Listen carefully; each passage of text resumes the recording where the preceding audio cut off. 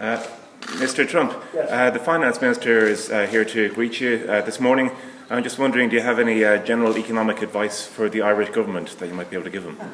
Well, I think the Irish government's doing really well. I think that I can tell you that now, going back to New York and being a U.S. investor and somebody that's done very well in business in the United States, I just hear such great things about what's going on in Ireland, what's happening in Ireland, and I guess that's probably one of the reasons. I mean, I love the site, I love its location and all, but Ireland is coming back, I think coming back very strong. A lot of people are thinking about it. I think I helped because I've gotten so much publicity on this purchase that I think, frankly, that's been a good thing, very good. Just that one thing alone has been a great thing for Ireland.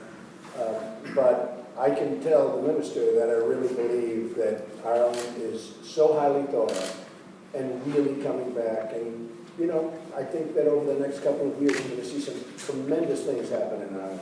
And just also more broadly in the politics area, it was a very presidential arrival this morning. I'm just wondering if you still have ambitions in that area, 2016, etc.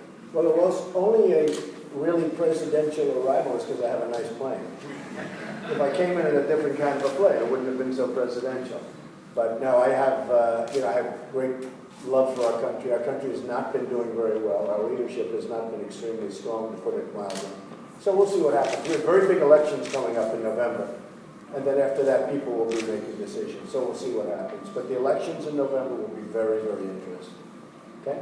Thank you. Anything else? Yes, sir. Just going back to Dubai, a large portion of the course is